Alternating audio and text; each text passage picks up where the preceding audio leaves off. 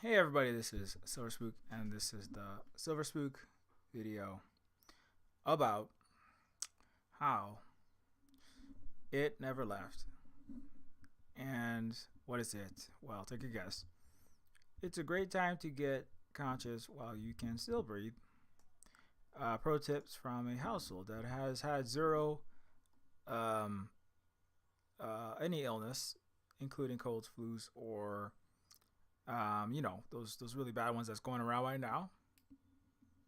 And with only one weird trick, I will tell you that weird trick is somewhere in the middle of the video. Stay tuned. And that trick rhymes with flask. Um, anyways, yeah. So today I just wanted to, kind of focus a little bit on a different topic than I have in the last few videos, because right now we're having some big surges. You know, we're having some big spikes in something that many people have not wanted to think about, I guess, for some time. Understandably. It's what is it? Because one of the goals of this video is I want people to actually, as many as possible, start, you know, choosing more often to do better, as much as possible. Because I know a lot of people are going to be looking at the news, right? And you're going to see there's new waves of a particular virus going around, like a large amount of it in Asia. Now it's in the US. It's all around the world. It's in Europe. It's everywhere. Um, it's a wave that hasn't happened on this scale. It's unclear exactly how big, but some people are saying at least a year or more, maybe since 2022. So it's a good time to just remind people about what we say this all the time. That's why I kind of say, I titled this video "It Never Left," right? Because if you've watched the Silver Spook channel, I think I pointed this out. Did I point it out on this channel, or I can't remember if I pointed it out on this or the Switch channel. Every 2 months to maybe 3 months at least, I put out a video that exclusively focuses on protection from extremely deadly pathogens, as well as all pathogens, and just general health, using the best science and rational empirical evidence that we have been able, Holly and myself, and just basically ourselves with our network of individual renegade thinkers. I'm going to coin the term mind user. Mind user, right? Activating one's meat computer is going to be a antiquated thing soon, because of directions that stochastic parrot, spicy autocomplete, algorithmic plagiarism software is taking us, with everybody using mass amounts of people using next word guessers and pattern recognizer image generators, rather than using their minds and using their creativity, intellect, and imaginations. So, mind user, I'm a little bit off topic already, but but to the best, my point is that for the best of our ability, and those things, AI and really bad pathogens, right? They go hand in hand, as I pointed out in the last stream. And so, but to the best of our ability, I keep on saying it's to the best of our ability. The United States government is giving Palantir control of, or they have a giant centralized database. This non-governmental mega corporation has a centralized database on everyone. So Obviously they weren't. It's not like they weren't evil before that, but my point is that, like, some information, if you're in particularly certain parts of the world, but really anywhere, it can be questionable, right? And we'll get into that later about what the U.S. government and other governments like that are saying. There's a lot of contradicting information. So everything that I'm going to share is like the best that we have been able to gain using our minds, using our thinking apparati that we were gifted. These slowly upgrading computers, right? These slowly upgrading compute chip agglomerations, right? They're called brains, right? That act, but unlike Nvidia and Jensen Huang's and Sam Altman's computers, these actually think. Those computers mostly output 79% completely made up citations and emit mass errors. They don't hallucinate because that's too much humanization. So to the best of our ability, we're gonna share the information that we have, right? So the number one thing is, you don't take anything else away from this. Just remember that the thing that the kid in the upper right corner is wearing, that will stop you. If you wear it properly. Again, it's like, if you don't really, I'm just gonna say this is empirically from our evidence. If you wear one of those things, particularly the KN94, N95, it's actually, what's most important is that you can't just, if you wear just cloth, it's not gonna be most effective. But if you don't want to get this new wave, if you don't want to get razor blade throat, who wants razor blade? Who wants to swallow? Who wants to swallow blades, right? The latest version of this illness, right, makes your throat feel like it's full of razor blades, right? Who wants to feel like they're having their larynx slit thousands of times every time you swallow, or just while existing? Why would you want to feel that? So if you don't want to get that, if you use a KN94 N95, if you the most important thing is, like, if you want to have like a 3-layer at least. Again, this is our own personal 5 years of being conscious, just doing the best that we can. Myself, Holly, and the 4 people in our household, 0 of us have been sick with colds, flus, coughs, stomach bugs, RSV, obviously measles, tuberculosis, but any kind of I don't know, mono. What else? Whooping cough, mpox, anything that's been going around, pneumonia. We have had, again, it's been over 5 years now. We have had 0. All 4 of us have had 0 colds, flus, or anything else. Nothing. The only thing we had is like allergies, but that's just like, when you're in a household, it's just pollen flying around. That it's like the allergies happen, but like any contagious virus, bacteria, or other human to human, or animal to human pathogen. And also, actually, when we're wearing the 3-layer mask or N95 equivalent, there's actually less total allergic. We have less total allergic reactions, actually. So, the most important thing is actually, like, so you have like a 3-layer, the 3-layer mask equivalent. You want the kind that has what is it called? It has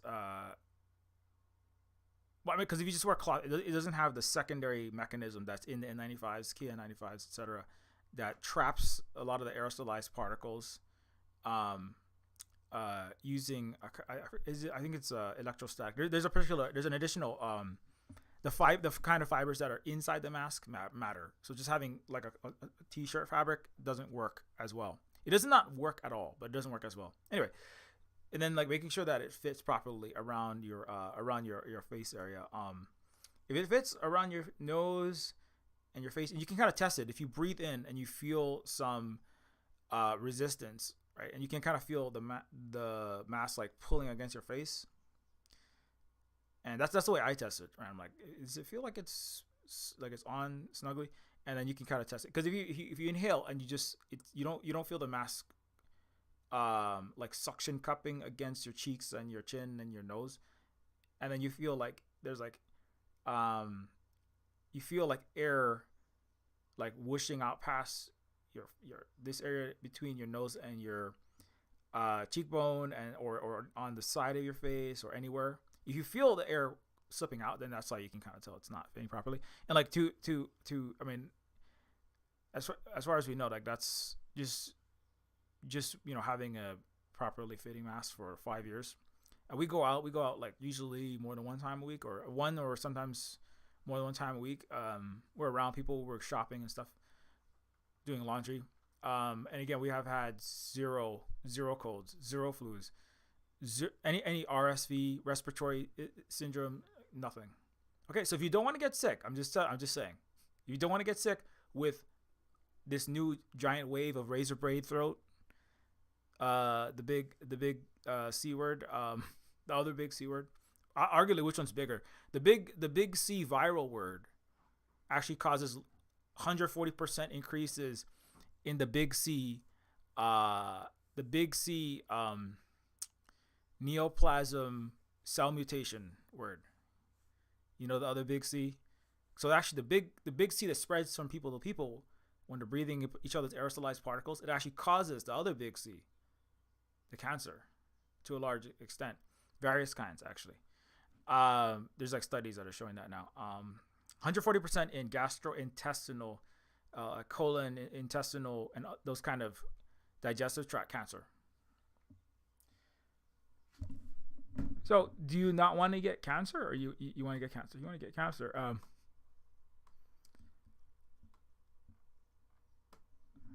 Then that's you can you want to get cancer, then you can think about not wearing the mask. Let's see. Oh, is this thing plugged in? Yeah, it's plugged in. Somebody said the volume was low, but I think it's actually maxed out. So I don't know.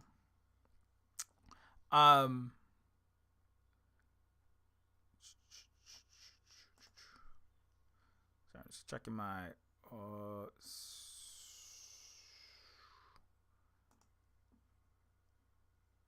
But yeah, anyways, so the best thing you can do is just make sure that you are,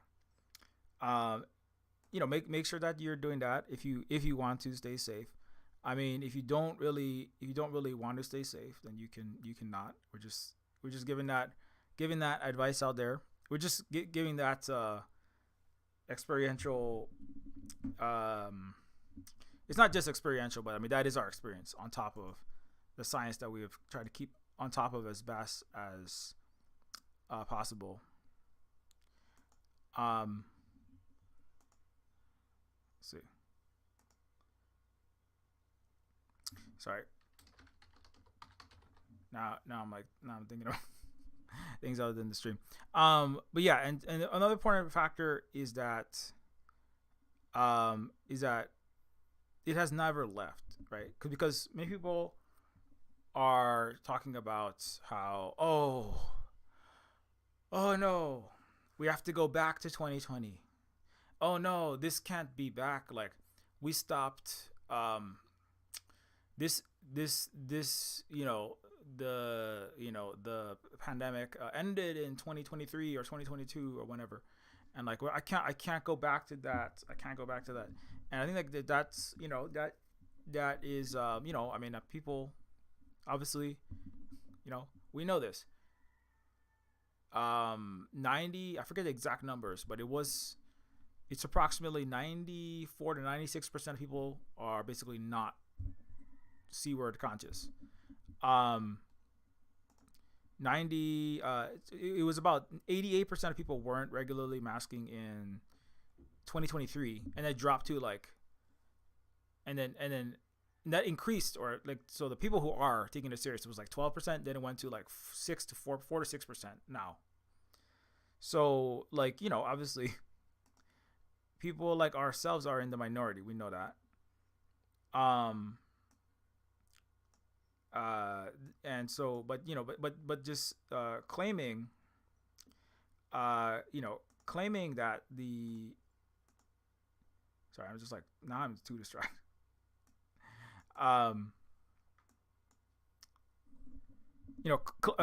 claiming that it never left, right, is not actually going to make it, or sorry, claiming that it's gone, acting like it's gone, acting like you don't want it to come back is not going to make it not come back. It's also false because it has been here. It's been here this entire time. It never did leave.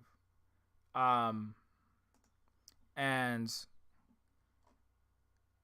what is happening here? Sorry, my computer is just my computer is just flipping out.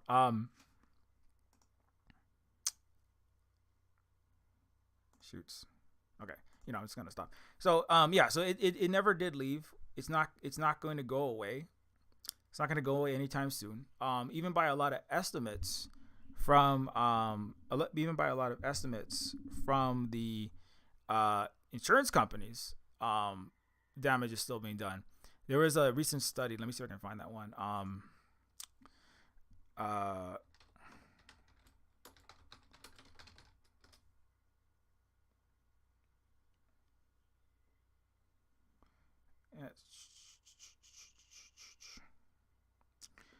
uh, yeah, the future of excess mortality. This actually came out last year. Um,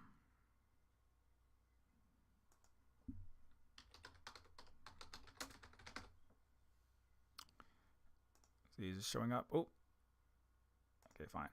The future of excess mortality after COVID-19, C19. The C19 pandemic has been synonymous with excess mortality.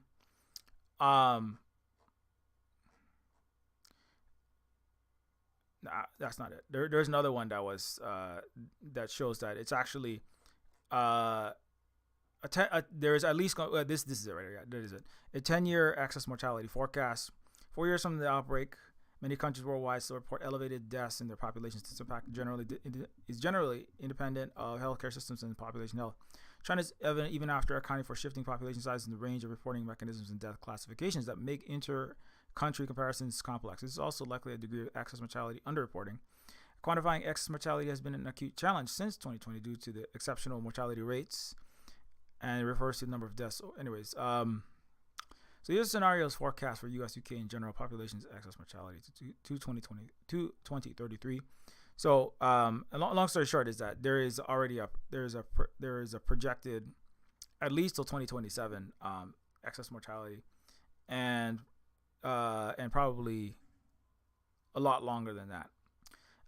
This also estimates that I think this is actually, these are all kind of too optimistic, because this assumes that there's not going to be we still have bird flu out there. There's other viruses that are out there that can arrive, and there's also constant mutations, of currently existing viruses. There's also what is going to be the quality of the public health in general, right? Like, look at the United States public health situation right now, right? What are they doing, right? What are they doing to public health right now? Is it getting better? Are they increasing the health? Are they increasing medical accessibility, medical care? Is the cost of healthcare going down? Is the government funding of the CDC and actual public health measures and public health departments increasing, or are they cutting it all? Right? Europe is actually following the United States right now. Internally, it's following what the Trump administration is. They're cutting support for public services in general.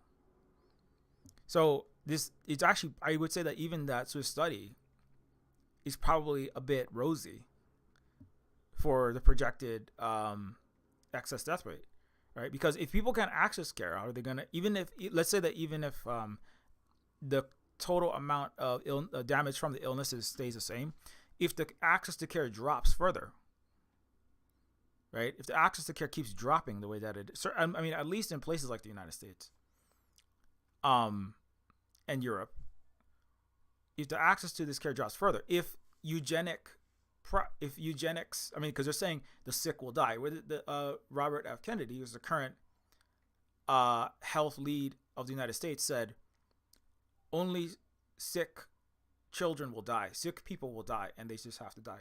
Dr. Fauci actually in the Biden's administration also basically said something similar, which said that the weak will fall by the wayside. I forget his exact words about halfway through Biden's administration, but he basically said, we have to go back to normal now, and only vulnerable people, vulnerable people will, maybe didn't say it quite as directly. I forget what exactly, but he basically said vulnerable people will perish, but that's just how it is.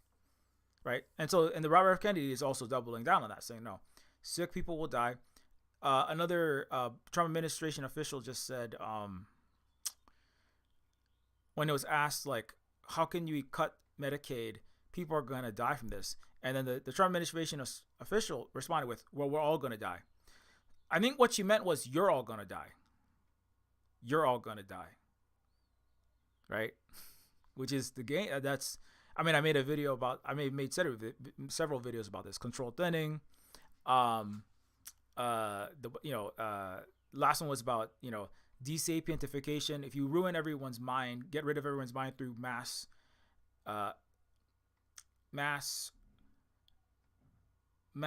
usage of how do I say that? Mass usage of Gen AI, so that stops people from thinking. Get rid of people's minds, and then also simultaneously get rid of people's minds with the mass brain fog and brain damage that comes from COVID, right? Then the ultimate goal is to liquefy or liquidate or get rid of humans, right? That's why they're projecting. There's this really gross, I think it's the 2027 AI document authored by some Dr. Strange-Lovian types. You might have seen this. It's accurately critiqued in by the Distributed AI Research Institute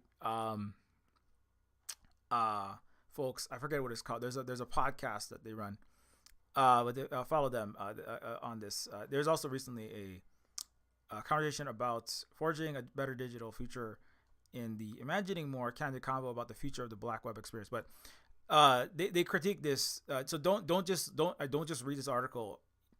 This article is so dangerous. It's dangerous. I went through it, and it's very dangerous in many ways. Not just this article, but these people, everybody involved in this. It's basically just hype. It's very convincing. Well, I should say, I don't know about convincing. It's very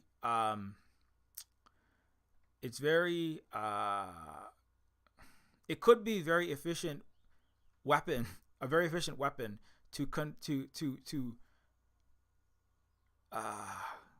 persuade people into believing that this is the scenario that's going to happen, right? It sounds very technical to people who are not deeply involved in advanced computer programming, neural networks, large language models, and who have not invested in this horrible, torment nexus that is the so-called AI bubble, AI industry, particularly in the United States and places like that.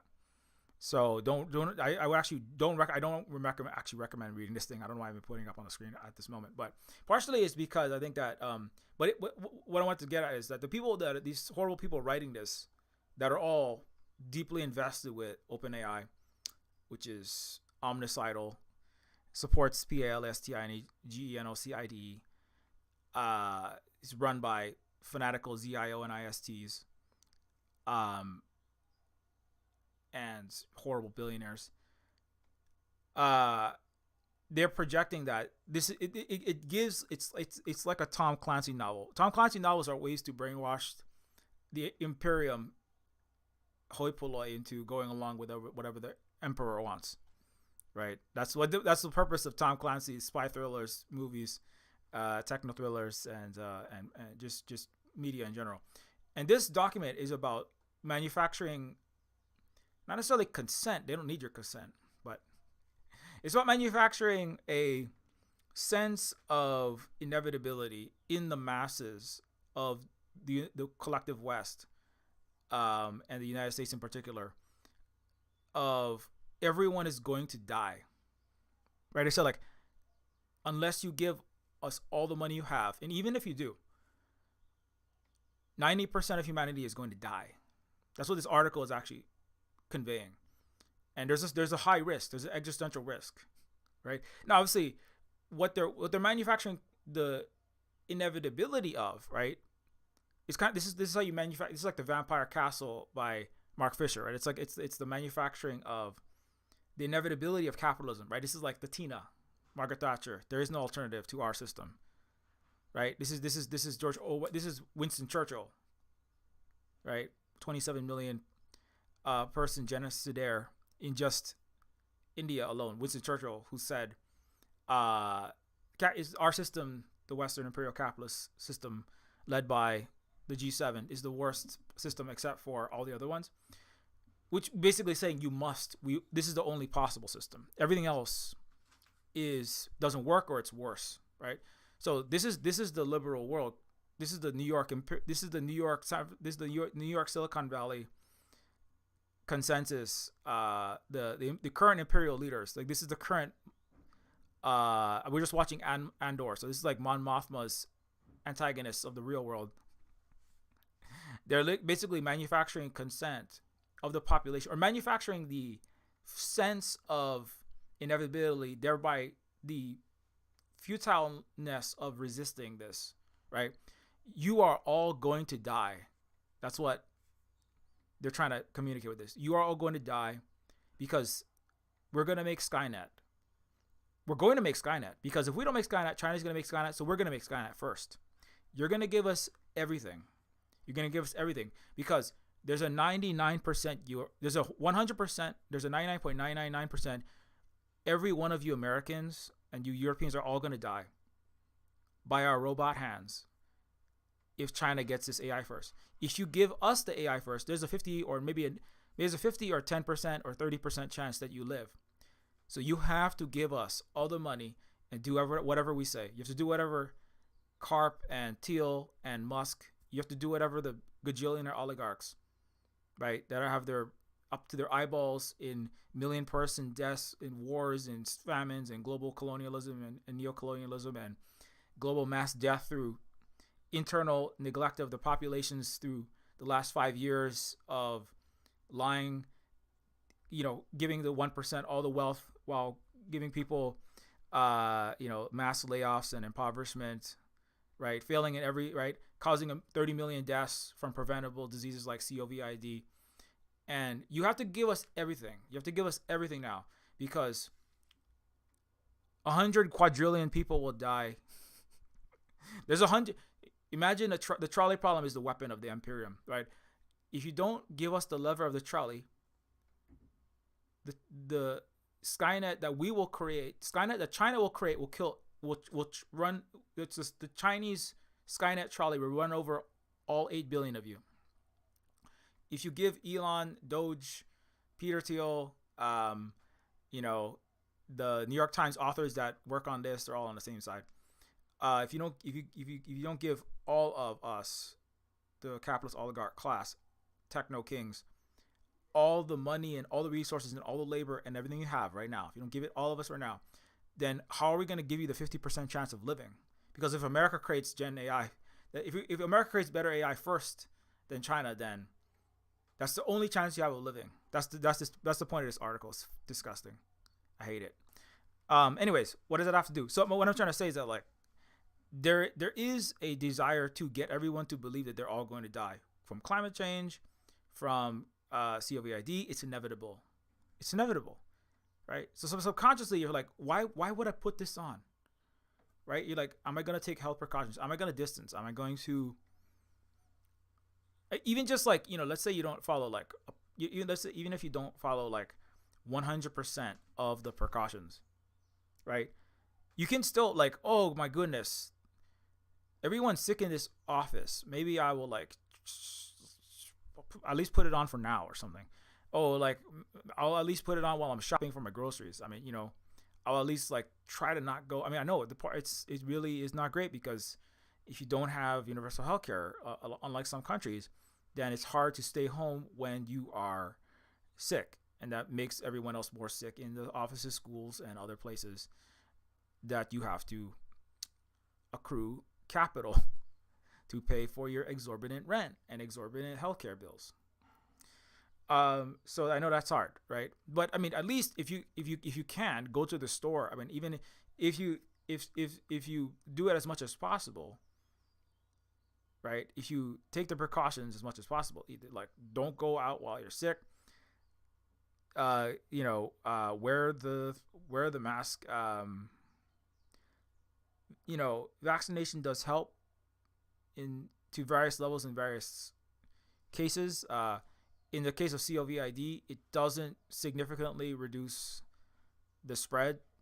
It reduces what the only thing that pharmaceutical companies have ever claimed is that, because they know it doesn't do the other things, is that the vaccine, at least early on, reduced the severe disease and death.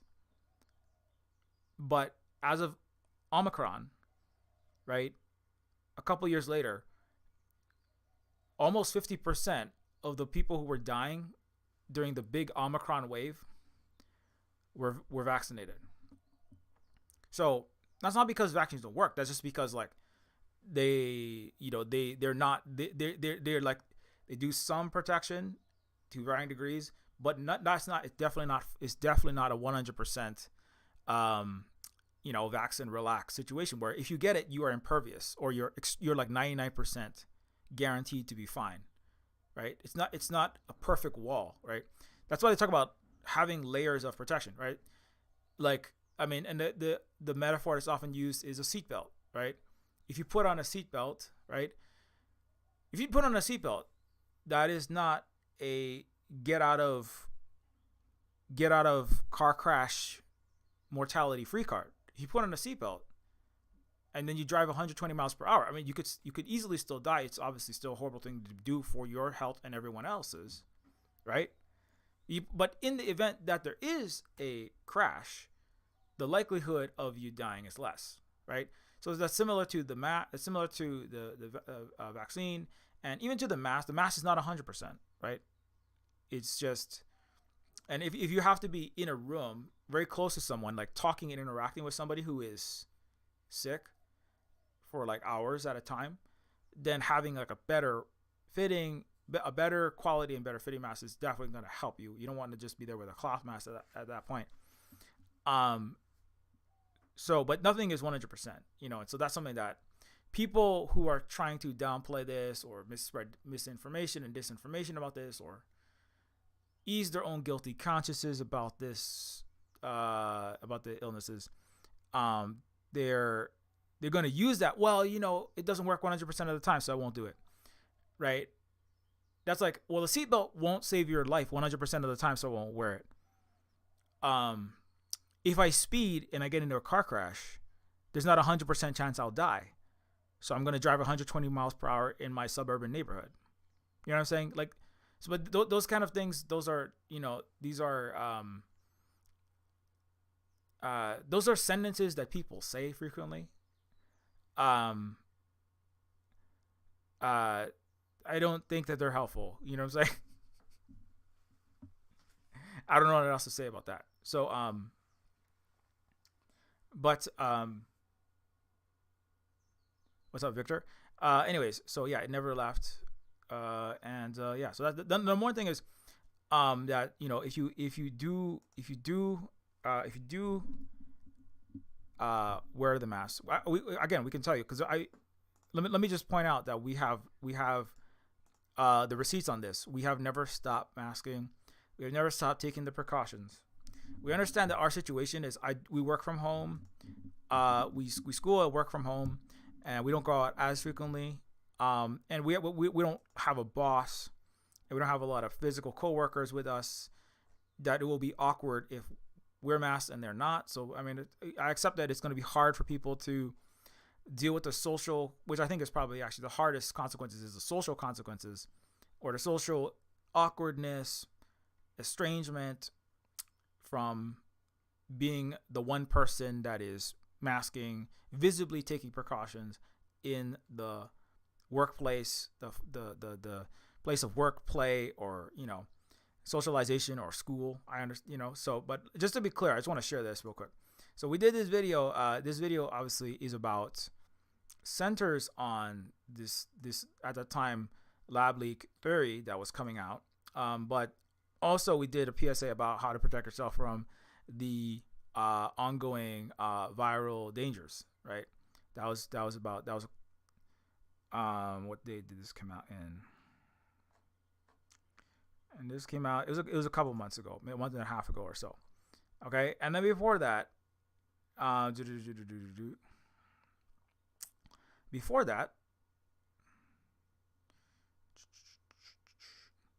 United Health. Yeah. So in last November, approximately, right? That's remember when everyone was talking about everyone's having pneumonia. Another public service announcement. Pneumonia is not a normal disease to get. It's not normal for the average person to be getting pneumonia, right? Pneumonia, if you're in extremely poor health, like if you are near your deathbed with cancer, if you have like very late stage acquired immune deficiency syndrome from HIV/AIDS or from COVID. But if you have like late stage AIDS, then pneumonia, when your immune system is completely wrecked and almost gone, then pneumonia becomes a possibility, and often is the last thing a HIV/AIDS patient will get before they die. If you're like 90 plus years old and your body is extremely frail, right, and you're having another cold or another illness, then pneumonia sets in. Pneumonia is a particular kind of infection inside of the lungs, which usually are not susceptible to that except in an extremely weakened state. And everyone was talking about we're all getting pneumonia, and I was like, no, you're not getting pneumonia. Or you are getting pneumonia, but the reason why you're getting pneumonia is not because pneumonia. People are saying things like pneumonia is going around. Pneumonia doesn't go around. Saying pneumonia is going around. Saying pneumonia is going around is like saying that I don't know, fidget spinners are going around. The fidget spinners aren't like contagiously spinning around. People are buying them and individually getting them because people want them, right? Or it's like saying that like I don't know, oranges are going around. Like people are just having this contagious orange. They're having contagious orange problem where people are just having all these oranges in their house, and it spreads. No, people are individually choosing to buy that because they wanted oranges, right? So so pneumonia isn't spread, but there is something else that's spreading, right? In the sense that if people are watching a video and then they're like, oh, some big YouTuber starts like saying my favorite food is oranges, everybody should go and buy oranges, right? So there is something that's spreading around, right? And it starts with a C and it ends with the OVID, and that causes destruction of your immune system, and then you get pneumonia, right? Especially when 25-year-olds are getting pneumonia, and and even worse when 16-year-olds are getting dementia, and this kind of stuff, which has been happening frequently because of COVID. That's not normal. The worst part of this, as I talked about this on the Twitch stream more so, but I'm trying to do a YouTube one just in case people don't watch that other channel. The normalization of this is one of the frightening ability of the world in general to have normalized getting sick all the time. And now they're normalizing like Fox News anchors just passing out. The normalization of, there was like recently there was that, I pointed out last stream on Twitch that there was that,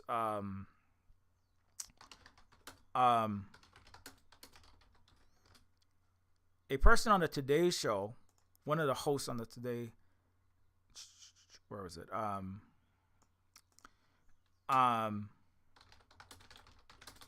A person on a mainstream TV show. I don't have all of my links all this time. He couldn't remember what his name was. I forget what his name was. Holly, do you remember what his name was? The host, or the what was the name of that show? It was the Today Show, which is like a mainstream network TV show, and the one of the hosts on this show said, "Well, I had COVID 6 times, so I can't remember names." Um,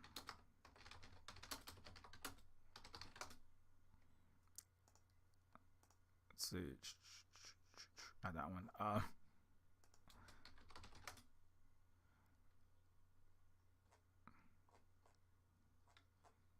Yeah, here it is, right there. Yeah. I'm not gonna play this video, but yeah. So this is the host.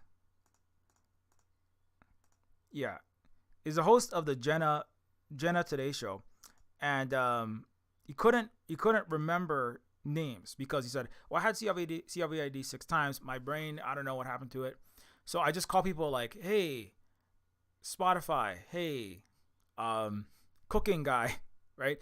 But and this was on mainstream TV, and it was being normalized that people not being able to remember names is just a thing that happens.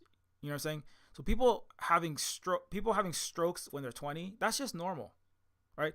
People not being able to remember faces when they're 15. I mean, when you see what's being normalized is that people having serious extreme brain damage despite being otherwise healthy, right? When they're 20, because this guy is not elderly. He's like, 30, 40, 40 something, I don't know, right? It's normal for people to basically completely lose their mental faculties at any time. That's what's being normalized. It's on NBC, CNN, it's like a NBC, CBS, right? So we already have the normalization of everyone being sick all the time, right? And coughing at work, having a flu that lasts a month, never getting over, getting RSV or another round of COVID, or just another like stomach bug, or just a cough that never goes away, and getting sick like every single month, multiple times sometimes, is normal. The average person is now getting sick 12 times a year. That's every single month in the United States and in many other countries, right? Before it was 2 to 3 times. Okay, so it's empirically, statistically false. But the mass majority of the population is now acting. The over 50%, maybe closer to 90% of people are acting like we're all getting sick, or we're just sick in the office all the time. Kids just went to school. We all just go to school sick. It's just normal to go to school sick, right? That is absolutely, I pointed out this before, but again, in case you didn't know this, okay? In 2018, 2019, kids would stay home when they were sick. When I was a kid, I remember specifically beating Mario and Mega Man 2. The 2 times that I was sick, maybe 1 or 2 times a year, I would get sick. And I remember every single time I got sick, because I would beat a Nintendo or a Sega Genesis or a Super Nintendo game, because I had the whole day to play that thing over and over and over and over and over and over and over and over and over and over and over through all the these were 1980s, early 90s level of difficulty console games. So they're hard, and there was no saves coming, right? So people would get sick. Statistically, kids will get sick,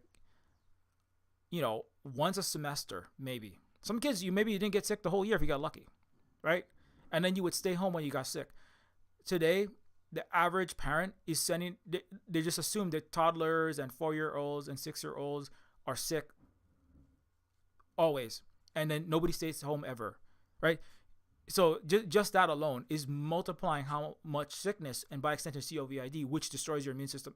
Just in case you don't know that, COVID is known to destroy your immune system. It's known to destroy your organs in general, and your brain as well. And it's found in 100% of the cardiac material, the heart material of all deceased people who have ever had COVID even one time. Okay, so I know I say that all the time, but that's just important for people to understand. It's not respiratory. It's not just respiratory. It's not the acute COVID that lasts for a week to a month or whatever that is. That's not the most damaging aspect of it, right? now they are just admitting now more publicly. I just saw this one that's why I had this. The cover of this has the heart, right? They're admitting, oh, perhaps there were large numbers of sudden heart incident deaths, but they're only admitting that now. I mean, some mainstream outlets are only now admitting that, but not very many of them. But the reality is, yeah, the real damage is not the cold. It's not the sneezing. It's not the sore throat. It's not even the lung aspect of COVID. That's actually not often what kills you. What is killing you is that you're suddenly having a massive heart event. But this killed Michael Brooks, who's a semi-well-known. I think his show is run by Sam Sater now, the Majority Report. I'm pretty sure that was Michael Brooks. He died suddenly with zero heart. He's in very good health. He was working out, and he was like 36. He dropped dead right when the first wave started in 2020. And they said unknown sudden heart event, unknown sudden death syndrome, right? I mean, all probability, it's a sudden mass microclotting that is hitting this damaged blood, just giant scabbing, like little meteors in your bloodstream, hitting the walls of your arteries. Any slightly constricted area, you're gonna have a heart attack, and then you're dead. Or you have a stroke, and then you're dead. Nobody was recording these as COVID deaths, by the way. I mean, you can see it in the excess deaths, but only now are they even admitting that. Let me see if I can find that one. Only now are they admitting that there's a slightly higher. Let's see if I can find that. Yeah, here. Doctors sound alarm over massive spike in Americans suddenly dropping dead from unexplained heart attack. Razor blades are the least serious. COVID, which is thought to have infected over 100 million Americans, has been shown to cause damage to the heart and blood vessels, which may be a factor in a 70% increase in heart-related deaths since the pandemic. I mean, it totally tracks, right? If we know that it's COVID that caused massive blood clotting. There was a recent study in China. These are totally unrelated, or not unrelated, but they're in completely separate places. These studies are being done that shows that the cells of the heart themselves, the mitochondria, those are the powerhouse of the cells, have like these massive gaping holes in them, right? When they use like this kind of, it was a previously uninvented form of like microscopy, using some kind of specialized electron microscope. I forget exactly what it was. They could see inside the cell, and so you could see the mitochondria with very high detail. So the mitochondria is the powerhouse of the cells. You know how people get extreme fatigue a lot of the time when they get COVID? Like, oh, I feel like I have so little energy. I can't do anything today. I'm just winded all the time, right? And they found out that inside the cells in general, and inside the heart cells in particular, that the mitochondria are the powerhouse where energy is being made. That's like those are like your reactor, right? That's like your engine of your cells. Inside the mitochondria is all of this massive damage, right? Which means what? Which means that, so your cells of your body and your heart, which is one of the worst cells to not be functioning properly. That's why you also, could cause heart murmurs, heart problems, your heart not functioning, heart death, heart attack, severe cardiorespiratory, sudden cardio event. And it was found that, so your powerhouse, the powerhouses of your heart cells are being destroyed when you have COVID. So anyway, and if you get it once, it's in your heart forever, according to autopsies. So I mean, obviously, if you get it, doesn't mean instantly you're going to die, right? In the same way that if you smoke a cigarette, you don't instantly die. If you smoke a lot of cigarettes for 20 years, then your health's going to be a lot lower. Arguably, COVID is worse than smoking, because if you smoke, usually you don't drop dead. I mean, if you smoke crystal meth, you could drop dead the first time.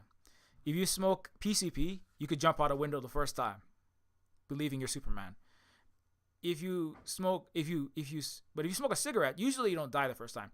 But probably 1 million people died the first time they got COVID, statistically. They just dropped dead. right? They got it and then they died. In 2020, and early 2021, a million Americans within the first 2 years, they got it and then they died. If you survive, you have a high probability of being permanently disabled. Every time you get reinfected, the first time it's approximately 10 to 15% chance of getting long COVID. The second time is 20, a little over 20%, 30% the third time, 40%, and it keeps going up after that.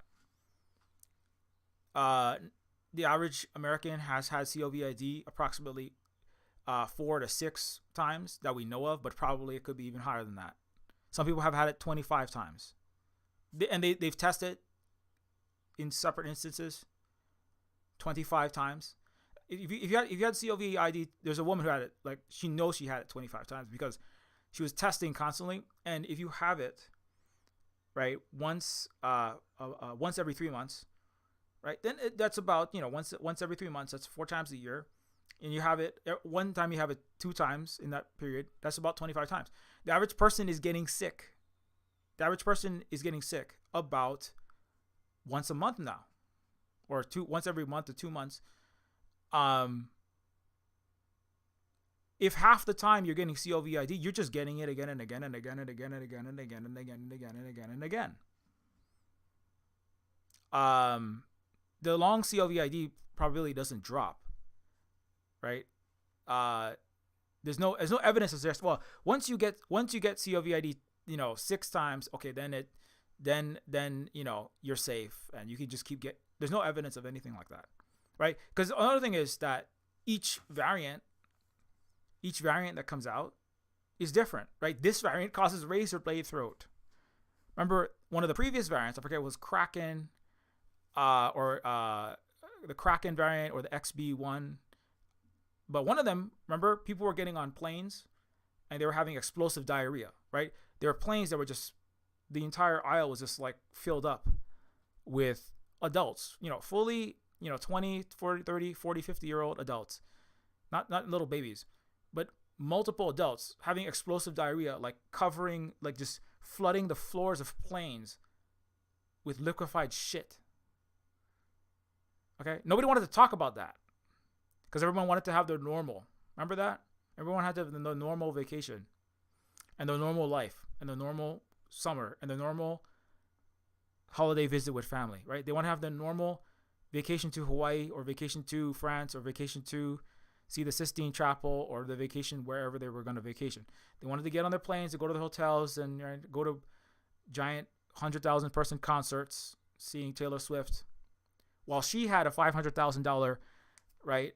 $500,000 high speed, basically vacuum, high speed fans blowing with aerosolized antiviral material in that, plus UV light, invisible UV light, right? This is why when you look at concerts nowadays, you often see the performers, right? I was watching a Lacuna Coil concert actually recently, just like I was watching them performing like in a live show.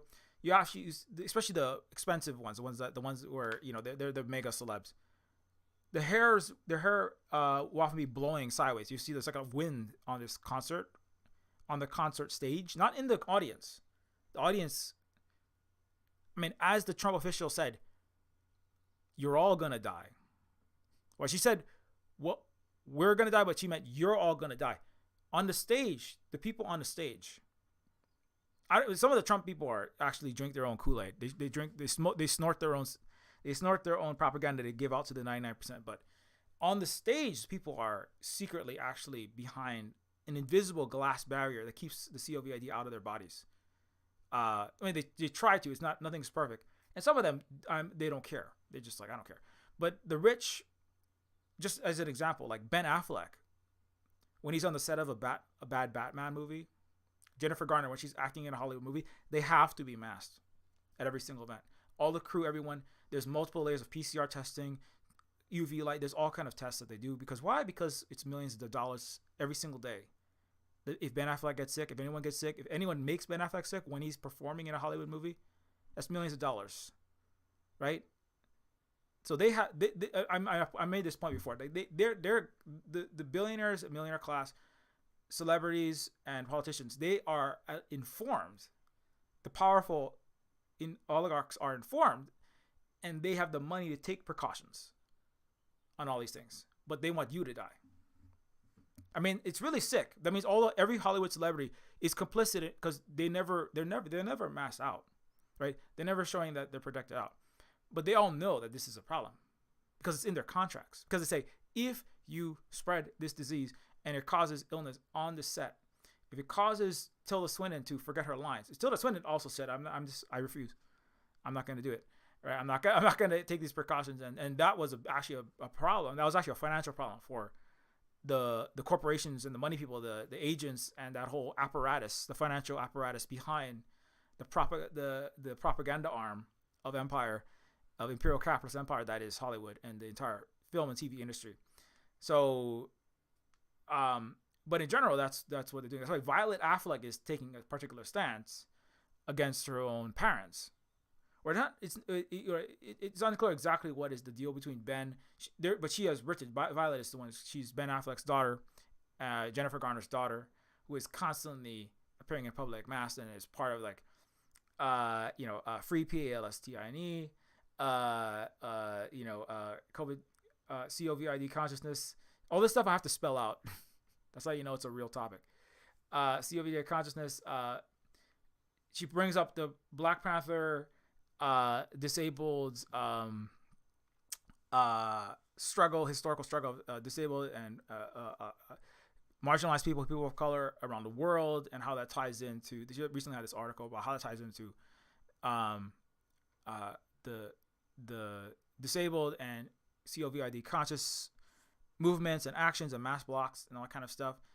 And but it's important to point out that like, every celebrity is advertising, is influencing everyone to remain unmasked, while those celebrities know it's a problem. It's a real serious deal. I mean, whether they go to these parties and they just unmask and it's, they themselves are also risking their own lives and spreading it, or some part of me, I think as part of it is there's probably a contract that the billionaire class, the corporations, who themselves take these precautions, right, and have all kind of other they're like invisible precautions you can't even see. They probably have a contract with Ben Affleck, with Matt Damon, with who else is out there? Tilda Swinton, have a contract with I don't know, Timothée Chalamet, all the actors, right? Michael Fassbender.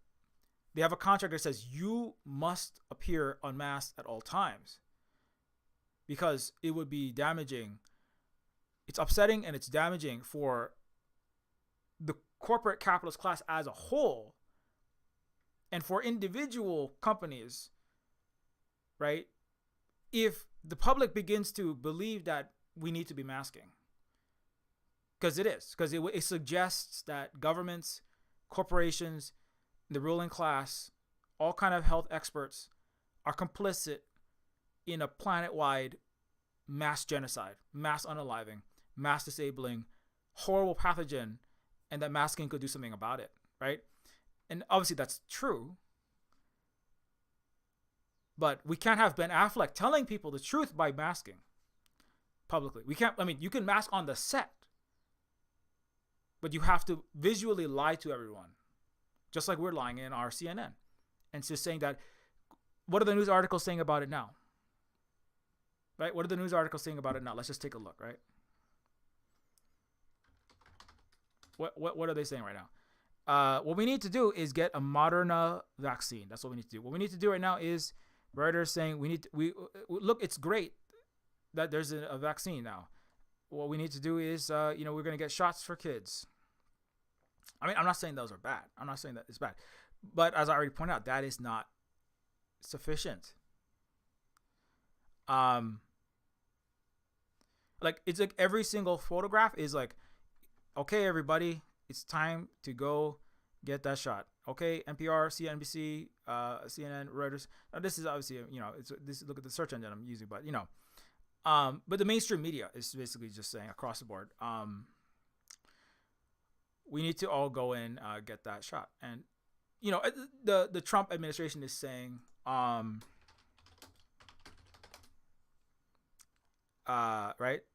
So John F. K. is not John F. K. He doesn't have a brain to be damaged by COVID. How lucky for him.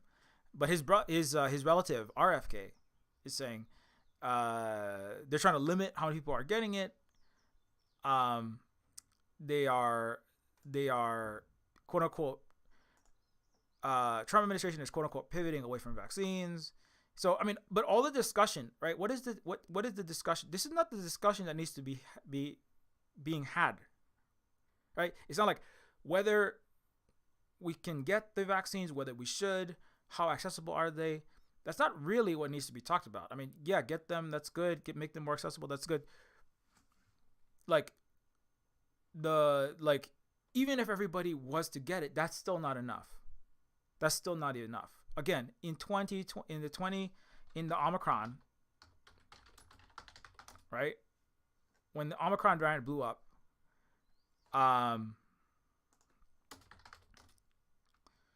in 2021, right? Approximately 2021, 2022. Remember, late 2021 to early 2022, when Omicron blew up, right?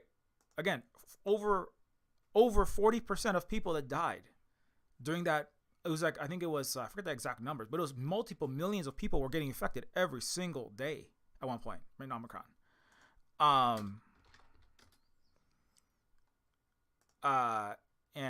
You know, at the peak,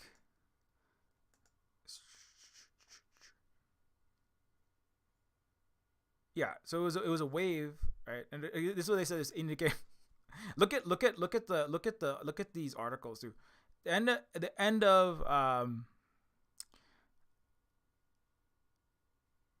of the quote unquote phase. I don't know what that means. There's 3 million new infections on January 21st. 4 times higher than the peak in the Delta. So there were multiple millions of people getting it every single day, right? During the peak of that wave. And the majority of people almost half of the people that were dying were already vaccinated. Okay. So what that tells you is that even the death is also, that's actually not even the most important thing. The most important thing is people being mass disabled, right? People being unable to go to work, people having like permanent long-term brain damage, right? That's actually more important in many ways than the total deaths. The deaths is almost kind of a distraction. The goal of the corporations is to make you incapable of thinking, incapable of acting, incapable of resisting in any particular way, right? Whatever kind of radical, less radical, whatever you're going to do, mass action, unions, strike, general strike, something more extreme than that, whatever kind of resistance you're going to put up against the oligarchy, the plutocracy, the more disabled you are, right? The more times you have gotten COVID, the better for them and the worse for you. Once you become institutionalized, you lose all autonomy. You have no possibility. Once you're fully institutionalized as a disabled person. And then RFK, right, and the eugenicists can do whatever they want with you, which is in both parties, by the way. But RFK and the Republicans are more overt about this kind of stuff. They're just like, we don't need disabled people in this world. They're useless eaters. They're not quite fully Malthusian, but they kind of say that more out loud. Once you become institutionalized, they're already saying we're gonna have to liquidate. There were actually French Parisian nurses that basically killed one of their patients in Paris. That we know of. Obviously, they're doing this all the time, but they like publicly just like knowingly like over medicated someone with something that would have killed them. The nurses just basically killed their own patient by mismedicating them, because they said, well, this patient is not, you know, they were an annoyance. And like in Canada, there's like actually an indigenous woman that was she was actually on camera filming the Quebec nurses as they basically called her like a filthy breeder, filthy brown insect, like all kind of racist, disgusting things. And then they purposely injected her on camera while the nurses were being filmed. They basically lethally injected this patient with a morphine, a kind of morphine that they knew. The nurses knew it was on her paper that she was allergic to it. This this substance, and the nurses injected her knowing she would die, and then she died.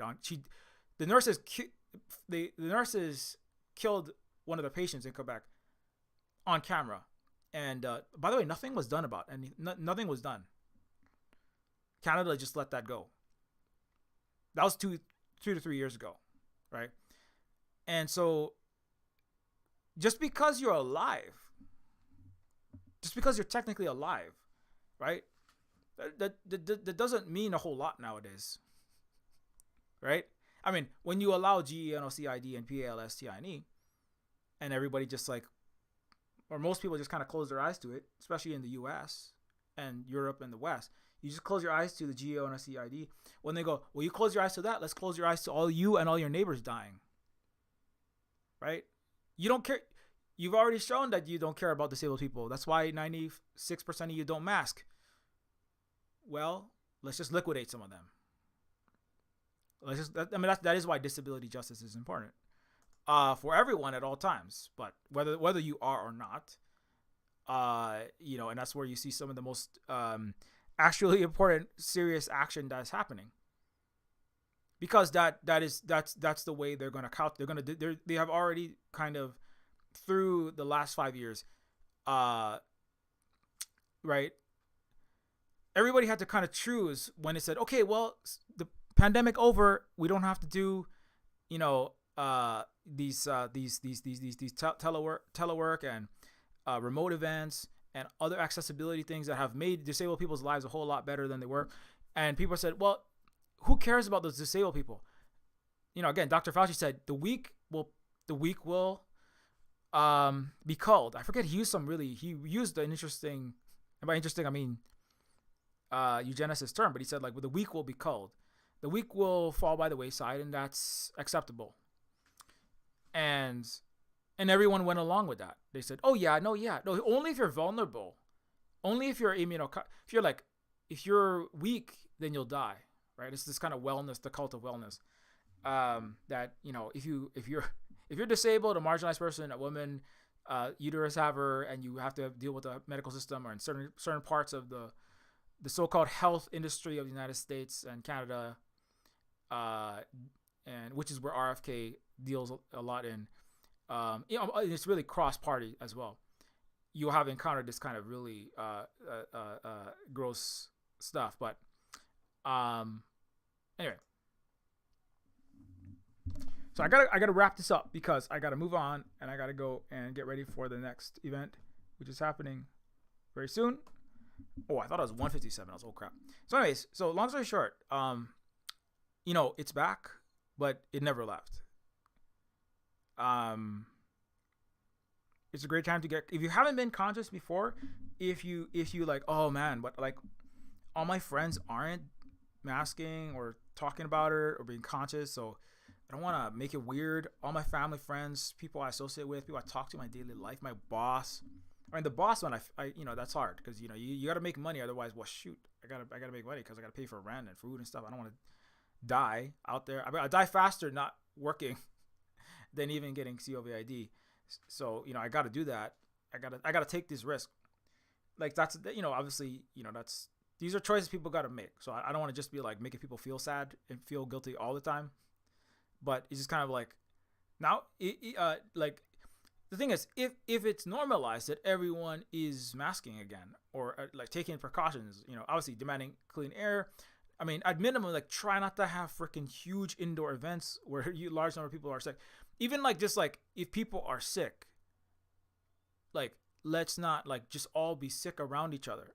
I mean, it seems like weird, right? It seems like you're living in like a Twilight Zone episode, right? Where it's like a Twilight Zone episode where everyone in the office is coughing, and everyone's just like, oh yeah, we all have like dots all over our face. Yeah, we all can't remember each other's names.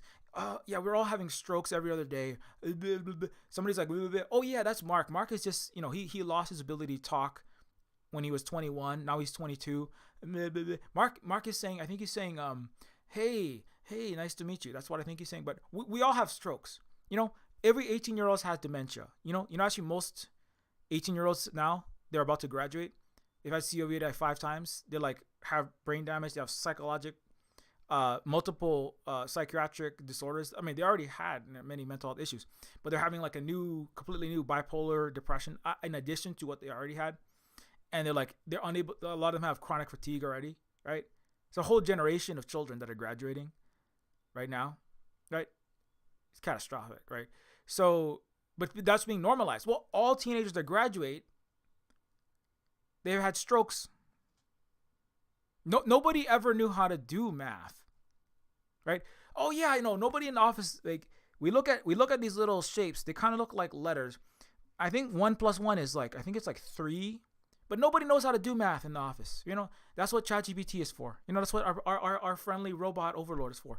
That's what Gemini is for. Nobody knows how to do math because we all had 6 strokes.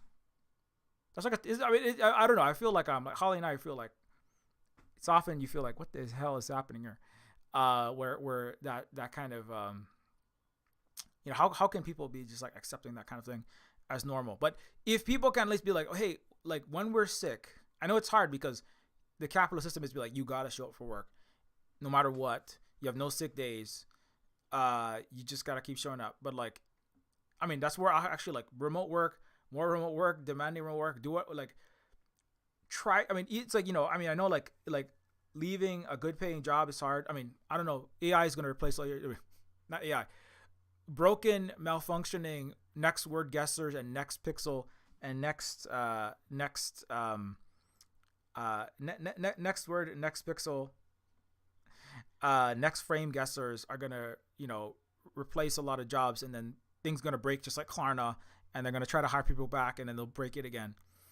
But that's gonna be bad for your job prospects, right? But I think trying to figure out how to work outside of offices, right? Even working from home if you can, or working from some other non-toxic space. The air not being toxic. Obviously the way people, the kind of social, cultural reality in the office not being toxic, but also just the air not being toxic, right? People, if you work somewhere where it's you can isolate, or you can, at least people in the office are masked, and that's the thing you can do. If you get fired, don't immediately try to go back and work for one of these places. Everyone's getting fired from USAID, colleges, they dropped the NSF. There's so much happening. I can't make a video about all of it. They just actually, one of the good things actually in Hawaii, this giant mega project on our stolen Hawaiian land, an imperialist, anti-indigenous project they're trying to put up there that was destroying our mountain, our sacred mountain here. They got canceled, right? As part, it's part of it is canceling all of science, which the United States is currently doing under the current administration. So that's, but there was a lot of toxicness in all of that, in academia and all institutions certainly of the West and the United States. So figuring out what else to do that can also make, I used to work in this science research office or this academic university office, and they didn't really have the best policy there, right? Their policies were not great when it comes to viruses and masking. So the next thing you work on, working from home, doing some kind of independent work, mutual aid. Silver Spoon Games is a worker cooperative. It's an indie worker cooperative where all of our policies are all, we're taking it health, and we use zero AI, and we have zero COVID, 100% masking policy, distancing policy. So you're trying to make whatever your work and your play and your other spaces are, while everyone is getting fired from their current spaces, while there's a wave happening. If there now is a good, while the AI and the COVID is all happening all at once, now is a good time to retreat away from those toxic corporate capitalists, let them eat plague spaces. You know what I'm saying? Into non-capitalist, cooperative, collective, environmentally better, health-wise better, culturally not toxic, bigoted spaces as much as possible. Because now is a good time. It's summer. People just got out. You just graduated. What am I going to do next? No corporation is going to hire you, right? They're going to hire 65,000 AI generated Bobs, Steves, and Sarahs. Churned out by ChatGPT, churned out by giant Memphis destroying mega corporate server somewhere. using all electricity, water, and dumping toxic waste, while Elon fucking snorts a gallon of ketamine. So no one's gonna hire you anyway. I think it's a 44% less fresh college graduates are getting jobs compared to 2022 right now. So figure out something else to do that's not a part of that sick Malthusian torment nexus spiral. Anyway, that's a good place to end. Thanks for watching. Until next, if you want to help us out for this education, we try our best to do. Consider giving us direct support through Ko-Fi at ko-fi.com/cyberspook. You can also help us out at patreon.com/Neofeud. At patreon.com/Neofeud, you can give us ongoing support, and you can also get access to behind the scenes of stuff we're working on. As I pointed out, we do all the work that we do. We do it from our Cyberspook cooperative household, such as working on. I'm finishing cyberpunk games, science fiction cyberpunk games, dystopian cyberpunk games that they feel more and more like the present every day. And Neofeud 2 is one of them. I'm about 1/4 of the way done with the voice acting, getting it in the game. I just reviewed an amazing performance by Kate Nix, which is a longtime friend of Cyberspook, and Holly specifically, who did an amazing job. I almost want to just turn Neofeud 2 into like a radio play, like an audio podcast version. Maybe I'll for people who don't play games, maybe they can have it, because like some of the performances are really amazing. Kate is like definitely like what gives 110% really professional actor actress. So yeah, it's been really cool to. I'm going through a lot of acting. There's many great actors in that. But that's just she had to do like so much voice acting. Well, actually, me and Holly have to do the most. But after that, she did a lot of really acting too as well. So long story short, you want to help us keep doing that, and also help us keep. When you're gardening, there's zero COVID risk. There's zero COVID. There's zero viral pathogen risk when you're gardening. I mean, well, maybe not zero, but it's very extremely low. You're outdoors. There's nobody around. And so we're growing onions and corns and lots of different vegetables and tons of sweet potatoes as part of our Cyberspook food security, food sovereignty, and also regreening and ecological restoration here in the U.S. occupied Hawaii. And of course, also we so the games like Neofeud, which is on sale. Don't forget, if you've been thinking about it, now is a great time to run and flip and sneeze. Don't sneeze. Just like blow without pathogens your way on down to Steam. Blow into your sail on the ship that you own. Blow into your little sailboat sail, and then sail to the Steam store and buy Neofeud, which is 70% off. Neofeud is an anti-capitalist, anti-imperialist cyberpunk retro game where a cyborg social worker for homeless robots, an ex-con turned revolutionary, and an ex-trillionaire apprentice try to stop Malthusian space Karens, literally princesses named Karen, who float above a dying Earth that they've killed in space. That's actually Kate's character's name is Princess Karen, who loves calling the cops and getting them to beat and kill thousands of 99% unwashed masses. Anyways, you can also leave us even a very short review and help us get the game discovered in the Steam algorithm. You can also, if you like the game, also get Neofeud on itch.io for Windows and for Mac and Linux. And there's games like Decolonators, Indigenous Star, Pigeon with Gun, and also Woman is a book by Holly, who was raised in right-wing Christian culture, which critiques that world from the perspective of Mary in the Bible. You can also follow at Cyberspook Games at Wandering.shop. And there's also at Cyberspook Games at Mastodon.social. You can also follow on Blue Sky. You can follow on Blue Sky at cyberspookgames.bsky.social and Cyberspook Guy at cyberspookguy.bsky.social. And there's also, obviously, you can follow on Twitter. We're all over the place. We're all over the place. Cyberspook Guy and Cyberspook Games. And follow Holly at Allergic to Blue over there. I'm married to myself and sharing. Yeah, this is really relevant today. Sharing it, it's always relevant, but extra relevant right now. Sharing important information on this kind of stuff, among other things. So thank you so much to all of our Patreon patrons. I'm going to have to be writing a Patreon update soon. Thank you so much to all of you for your support. It's massively appreciated. Until next time, keep marriage age polished. Be excellent to each other. Be careful. Be safe out there. Be safe out there. You know, do as best as you can given the circumstances. Do as best as you can. Even just like, hey, like maybe we should maybe think about like maybe not just all like being sick all the time. Maybe like can we be sick like maybe like only 80% of the time. Maybe like maybe just have a little bit. Maybe just have a small stroke. Maybe not. You know.